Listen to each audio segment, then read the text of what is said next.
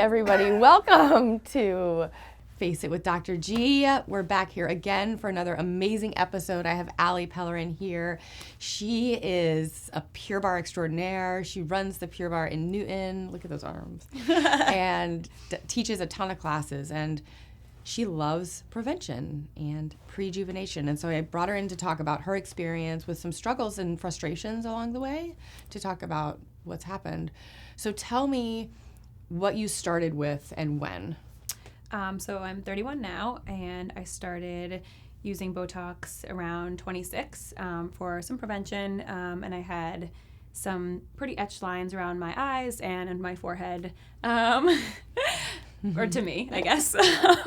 So beautiful. And so I started there, and after maybe 1 or 2 months max, I noticed that it would wear off and I would be right back in looking for more, asking for more, and being a little unhappy that it was not as long as I had wanted it to be. Yeah, so in general, neurotoxins last around 3 to 5 months or 2 to 5 months. Everybody's a little bit different. And so what can happen is, based on what your ideal result is, some people like to be more frozen. She does. Yep. And she's also really athletic and active. And so that metabolism plays a role too, and she's young. But some people like that frozen feeling, and some people like a little bit of movement. So Which, I don't mind a little bit of movement, but, I would no. prefer it to be Yeah. pretty frozen. And so what happened was, it would wear off too soon. And then she would come in, and want a little touch-up, right? So if those touch-ups happen too frequently, and we'll talk about the other neurotoxins that we did with you later, but you can develop antibodies. Your immune system develops antibodies to the neurotoxin complexing proteins, if the neurotoxin has those complexing proteins, which BOTOX does. So those antibodies can then degrade the neurotoxin more quickly, and so it just seems like it doesn't work as well. Right. And so that's what we were finding with her BOTOX. So what did we do then? And then we experimented with Dysport, which I have loved. It's been really successful for me. I think that my overall experience with that has been positive, and it freezes my face and also lasts longer. Yeah, and do you think it kicks in a little bit sooner for you? So much faster. I feel like with the BOTOX, it was 7 days, sometimes even 2 weeks, before it really settled. And with Dysport, I think it's like 2, 3, 4 days, and then a week, everything is perfect. Yeah, and we are not endorsed by any company, just so everybody knows. We are just talking about experience here. So Dysport and BOTOX and the other two, as well as Xeomin and Jeuveau, they're all kind of cousins, right? They're all neurotoxins or neuromodulators or chemomodulators. There's a bunch of different names we can call them. But the names differ based on those complexing proteins that are attached to them or lack thereof, okay? So for Xeomin, there's no proteins, no complexing proteins attached. I think X, none. Oh. Right? Yeah. Makes sense. Right? And good branding. So BOTOX and Dysport have different proteins attached.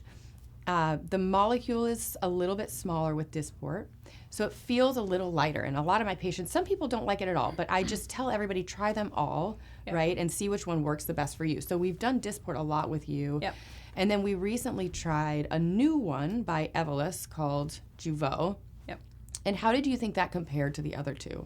As far as end result, I was happy with that. Yeah. Also, Did you think it was similar to BOTOX? Or I was going to similar say definitely similar to BOTOX. It feels a little tighter, and it took a little bit longer to set in. Yeah, for sure. But I was happy with the end. But it also wasn't that long ago, so I don't know how long this really will last. Yeah. But happy right now.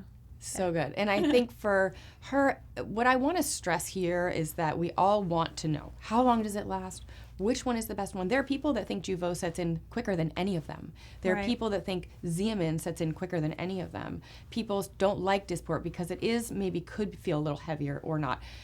It's really totally variable based on so many characteristics of what you want your result to be and how you want your forehead to feel. And there's different phases of each neurotoxin. So let's say you get it day 1, then you maybe feel a little too tight. Sometimes I feel like I want to break my forehead up a little bit. I just but then it's perfect, right? So I tell everyone, try them all, see what you like. if I have a particular reason that I believe one is better than another for an anatomic or morphologic standpoint and for a reason, I will tell the patient that. Yep. But it should be something that you love, and it should be should love the way it feels. I will say when patients come in and they say I want a low dose, and I am all about baby doses. Not too frequently because, again, you can get resistance. But I think that the lower the dose, maybe you just jump right into that perfect phase, and it just doesn't last quite as long either. Right. You have to go through the little tighter than you might want. Yeah, but for her, it's been hard. We've gone like back and forth because she feels like she's getting the injections all the time. But I do think she's developed a resistance to Botox, and I do think you've had an antibody. Yeah, because honestly, she'll say, I have movement. I'm like, are you really? You're just in here. I know what I've done, Yeah. But she's working out all the time. Yeah. Healthy diet. Are you, do you restrict, are you vegan, or do you have any? No. Because another thing she loves is the B12. Oh, yeah. Love. She loves her B12 shot, so we'll talk about that in a different episode. Yeah, now I'm doing them once a week. Mm-hmm. Yeah. B12 is great. It's made it a huge difference. I can't even describe. I was saying to my husband, I feel like my overall energy is just so much clearer, and I don't know. I get home from a day of work, and normally I would just be straight to the couch or straight to bed, and now I'm okay, dishes and laundry, and I never do that. I'm working out all day long and then going home and still have more energy, and just it's awesome. So good. It's crazy. So another thing that I'll just talk about with her as well. So she is so stunningly beautiful, and when she came in to me, I don't even think she really knew. You did a little bit. She was very asymmetric, and so one cheek was much higher. It was the left cheek that was higher or the right cheek? Now I can't tell because they're even. I know. I'm trying to remember. I think we did this side. I think so too. I honestly can't. Well, it's good that we can't tell because they look perfect. But we evened her out. We lifted her up, rejuvenated her under eyes naturally, right? Yep. Doesn't look too puffed up. We just brought her back to have a natural symmetry. The size of the face should be sisters, okay? We brought her back. She's still not perfect, right? Because it would look weird. Yeah. But the lips should be twins. And so talk about your lips a little bit.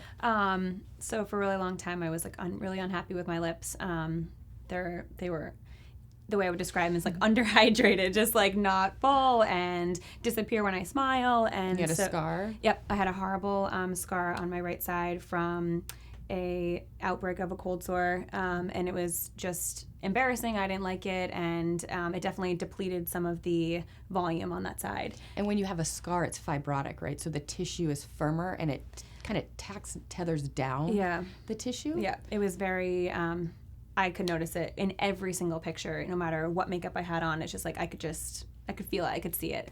And just myself and looking in the mirror and just not. And when you can do something about it. Yeah, exactly. I'm well, let's do it. So we did it over time. Several months. Yeah. And I've used different products. And it, the progression with lips, I'll do a whole segment on lips. I love how when I'm here talking to people, I get all these ideas for segments. So you guys have to keep me real with this. We'll do a segment on lips. But let's just do a little.